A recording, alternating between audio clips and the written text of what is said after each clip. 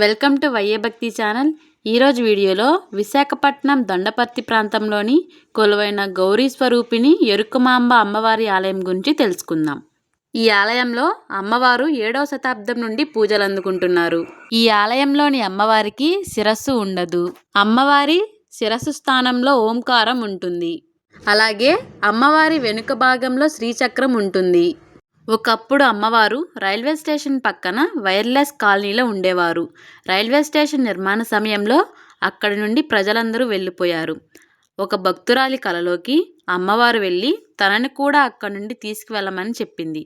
ఒక ఎద్దుల బండి మీద అమ్మవారిని కూర్చోబెట్టి ఆ బండి ఎక్కడ ఆగుతుందో అక్కడ అమ్మవారికి ఆలయం నిర్మించమని చెప్తుంది. భక్తులు అమ్మవారు చెప్పినట్లు చేశారు. ఇప్పుడు ఉన్న ఆలయం దగ్గర బండి ఆగింది.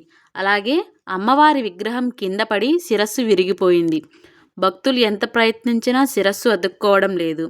భక్తులకు ఏదైనా కీడు జరుగుతుందేమో అని భయపడి అమ్మవారి ముందు భయాన్ని వ్యక్తం చేశారు. అమ్మవారు ఒక భక్తురాలి కలలోకి వెళ్ళి, నా శిరస్సుని కాళ్ళ దగ్గర పెట్టండి, కంఠం దగ్గర బిందెడు పసుపు నీళ్లతో పూజిస్తే అందరినీ చల్లగా దీవిస్తాను అని చెప్పారంట. అప్పటి నుండి భక్తులందరూ బిందెడు పసుపు నీళ్లతో అమ్మవారిని పూజిస్తారు.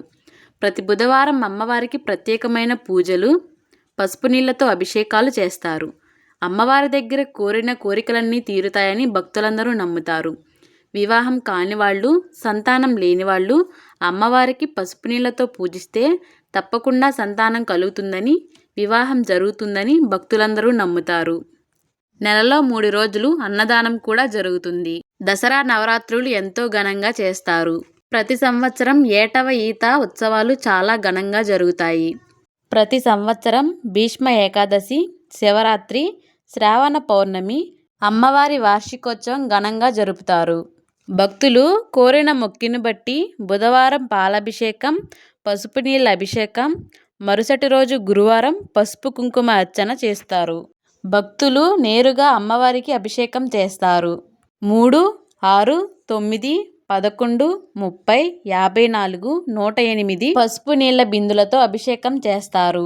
ప్రతి బుధవారం ఉదయం 10 గంటల నుండి 12 గంటల వరకు, మధ్యాహ్నం 3 గంటల నుండి 5 గంటల 30 నిమిషాల వరకు పసుపు నీళ్ల అభిషేకం జరుపుతారు.